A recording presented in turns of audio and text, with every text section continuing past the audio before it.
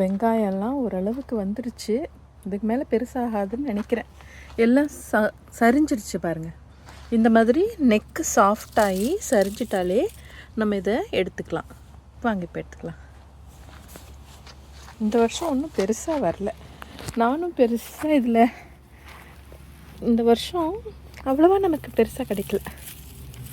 நான் ஒரு சின்ன மிஸ்டேக் பண்ணிட்டேன். இந்த மாதிரி எக் கார்ட்டன்ஸ் வச்சு போடுறத பார்த்தேன். சரி, இந்த மாதிரி போட்டு பார்க்கலாமேன்னு ஃபஸ்ட்டு டைம் ஒரு எக்ஸ்பெரிமெண்ட் தான்.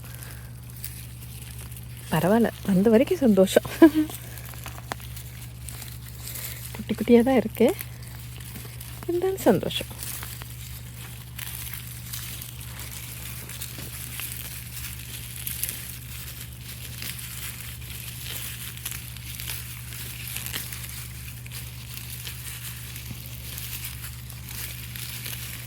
இந்த வருஷம் மழையும் ஜாஸ்தி இல்லை, கம்மியான மழை தான். வெயில் ரொம்ப ஜாஸ்தி இருந்தது. விக்டோரியாவிலே இவ்வளோ வெயிலான்ற மாதிரி இருந்தது இந்த இயர் எங்களுக்கு. அதனால் ரொம்ப வெயில். நான் இங்கே வச்சுருக்க இடம் ஈவினிங்கில் மட்டும்தான் இந்த நிழல் கிடைக்கும். பாருங்கள் எவ்வளோ இருக்குது. நான் கூட கம்மியாக தான் இருக்குதுன்னு நினச்சேன், நிறையவே இருக்குது. இன்றைக்கி போய் காஸ்கோவில் வெங்காயம் வாங்கிட்டு வந்தேன். வாங்காமல் இருந்துறதுக்கெலாம் போல இருக்கேன். இதுவே எனக்கு ஒரு எப்படி 2-3 டேஸ் வரும். 2-3 டேஸ் மேலேயே வரும். ஃபுல்லாகவே எடுத்துடலாம்.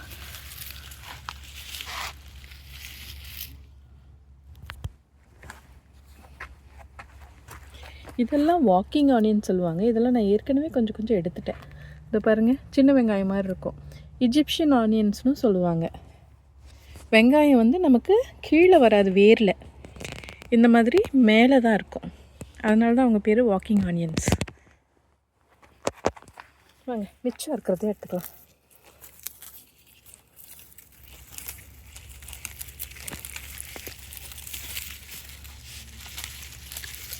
பெருசாக இதுக்கு நமக்கு மண்ணே தேவைப்படலை.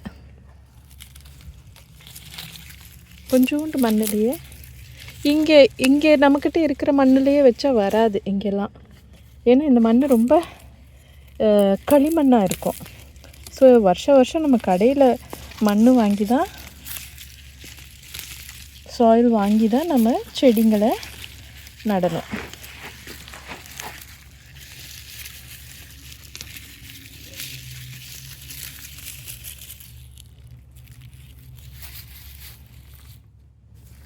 இதெல்லாம் எடுத்துட்டோமா?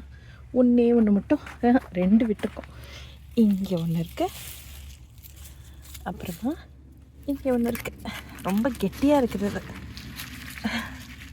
இதுதான் பாருங்கள், இந்த களிமண்ணில் உள்ளே பூந்துருச்சு. அதனால தான் நமக்கு எடுக்கிறதுக்கு அவ்வளோ கஷ்டமாக இருக்குது. பார்த்திங்களா?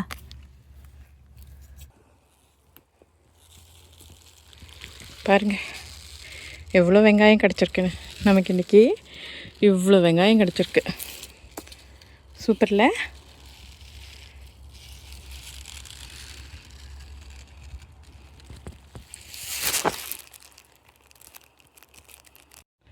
நமக்கு இன்றைக்கி இவ்வளோ வெங்காயம் கிடச்சிருக்குங்க. சூப்பரில்.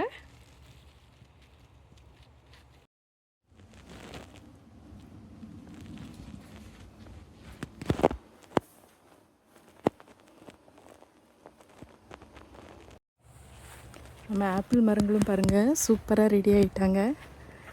இந்த வருஷம் கம்மியான ஆப்பிள் இருந்தாலும் ரொம்பவே அழகாக வந்துட்டாங்க.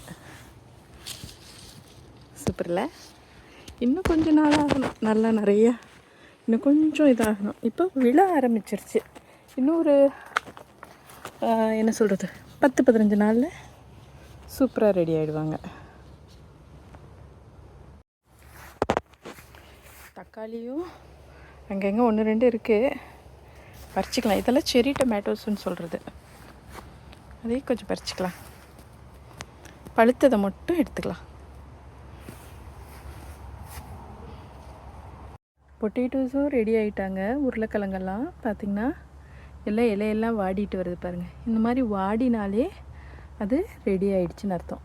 இன்னும் கொஞ்சம் நல்லா வாடட்டும், அப்புறம் எடுத்து உங்களுக்கு காமிக்கிறேன். இந்த தக்காளியெல்லாம் பழுத்ததை மட்டும் எடுத்துக்கலாம்.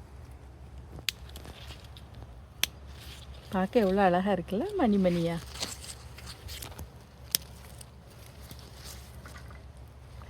இந்த செரி டொமேட்டோஸில் போன தடவைலாம் நல்ல ஈல்டு இருந்தது. இந்த தடவை அந்த அளவுக்கு பெருசாக ஈல்டு இல்லை. எல்லாமே இந்த வெயில் தான் காரணமாக இருக்கும்னு நினைக்கிறேன். நல்ல வெயில் இருக்கல. இந்த ஊர் வெதருக்கு மீறின வெயில். எவ்வளோ தக்காளி வந்திருக்கு பாருங்க, அழகா சூப்பராக இருக்குல்ல. இங்கேயும் நமக்கு 2 தக்காளி இருக்குது, அதையும் பறிச்சுக்கோ.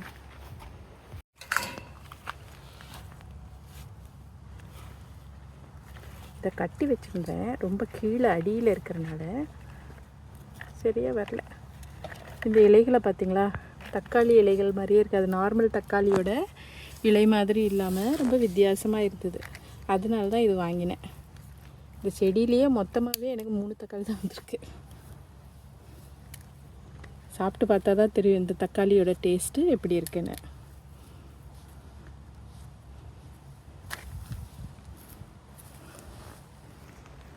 நமக்கு இன்றைக்கி இவ்வளோ தக்காளி கிடைச்சிருக்கு. சூப்பரில்.